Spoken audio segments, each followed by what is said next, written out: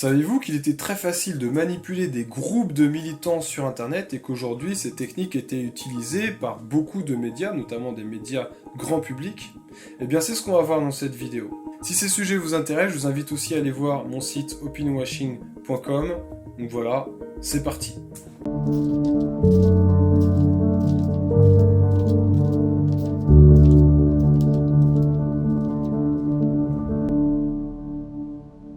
Pour comprendre comment s'y prennent certains médias pour y parvenir, je vais prendre un exemple fictif avec deux groupes de militants en opposition que j'ai inventé pour la démonstration.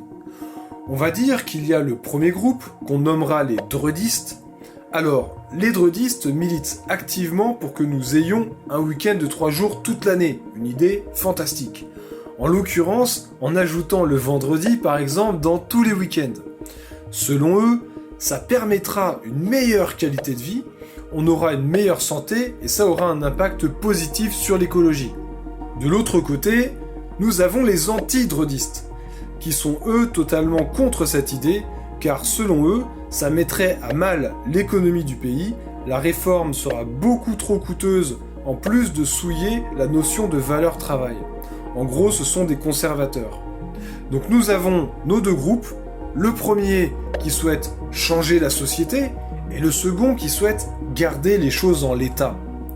On a là ce qu'on appelle un clivage, et ce clivage va être utilisé pour générer de l'argent. Alors comment va s'y prendre un média qui souhaite faire des vues en utilisant ce clivage à son avantage? Eh bien c'est relativement simple. Premièrement, il va écrire un article sur le sujet, mais en se positionnant très clairement d'un côté ou de l'autre. Pour se dédouaner de tout parti pris, il peut faire appel à un intervenant extérieur.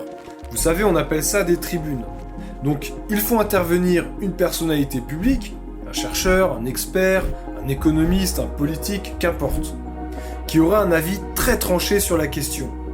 Bien entendu, il faudra que l'article soit à charge contre un de ces deux groupes et défende très clairement une des deux positions. Si possible, l'intervenant pourra y mettre quelques attaques bien senties et se moquer ouvertement de ses adversaires politiques. Une fois qu'on a le sujet clivant, l'intervenant et l'article à charge, il suffit de le diffuser sur les réseaux sociaux, avec un titre accrocheur pour aller chercher l'attention des internautes. On peut par exemple avoir un titre comme « Le week-end de 3 jours détruira l'économie du pays en 2 mois ». Un titre comme ça devrait bien marcher. Il y a un chiffre qui signifie qu'il y a une évaluation chiffrée, donc quelque chose de précis, de scientifique, et ce chiffre est couplé à un appel à la peur. Aussi, le titre signale d'entrée la tendance, et on sait à sa lecture quel camp l'article va défendre et quel camp il va critiquer. Les pour et les contre pourront se positionner sans même lire l'article, donc juste avec le titre. Et ça lui donnera encore plus de visibilité. Lorsque l'article est diffusé, les anti-dreudistes vont massivement partager l'article, principalement parce qu'il va générer des biais de confirmation.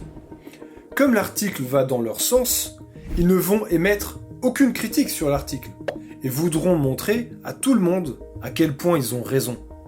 De l'autre côté, les dreudistes vont aussi diffuser l'article à cause d'un autre effet bien connu, la réactance psychologique. La réactance est un phénomène qui survient lorsqu'on a l'impression que notre liberté d'action est menacée. C'est en quelque sorte un mécanisme de défense qui nous permet, par exemple, de nous révolter face à des situations liberticides, mais aussi de surréagir face à des informations qui ne vont pas dans notre sens. Quand les dreudistes vont tomber sur l'article, ils vont se sentir attaqués, car son orientation et les multiples sophismes visent directement leur conviction, dans laquelle ils se sentent très investis, et c'est normal. Par conséquent, il y aura une forte réaction émotionnelle de la part des dreudistes. Normalement, les réseaux sociaux fonctionnent de manière filtrée, pour nous proposer des informations allant dans le sens de nos intérêts, c'est-à-dire dans le sens de nos convictions. Donc, il est plutôt rare que ces deux groupes se croisent et discutent ensemble sur Internet. C'est à cause des fameuses bulles de filtre qui biaisent les informations que nous recevons sur les réseaux sociaux et oriente ce que l'on va y voir pour qu'on y reste le plus longtemps possible et qu'on ait envie de revenir.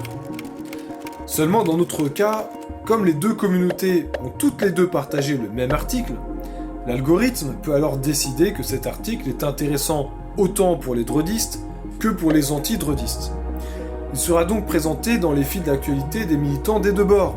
Dans les commentaires de l'article, les militants des deux idéologies vont commencer à un joyeux affrontement qui augmentera considérablement le nombre de commentaires.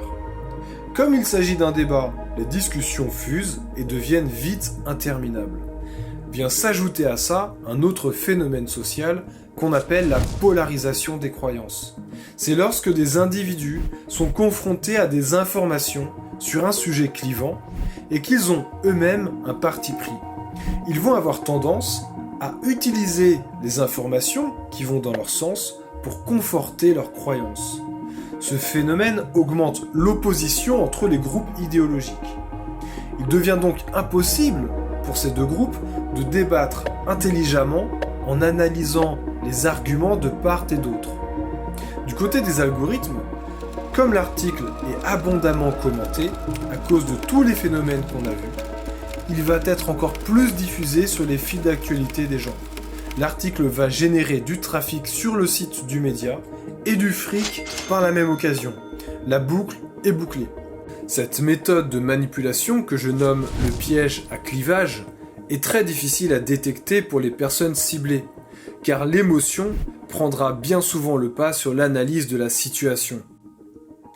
Pour résumer, prenez deux groupes de militants aux idéologies opposées, faites un article à charge sur l'un des deux groupes, partagez-le sur les réseaux sociaux, les algorithmes se chargeront de mettre tout ce beau monde sur votre article et lui donnera une belle visibilité au passage, les uns se faisant tromper à cause de la réactance psychologique et les autres à cause des biais de confirmation.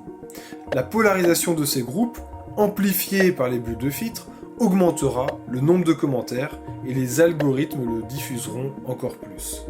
Vous voyez donc que la connaissance du fonctionnement psychologique des individus permet à certains acteurs d'en tirer des bénéfices en utilisant nos biais cognitifs et le fonctionnement des algorithmes.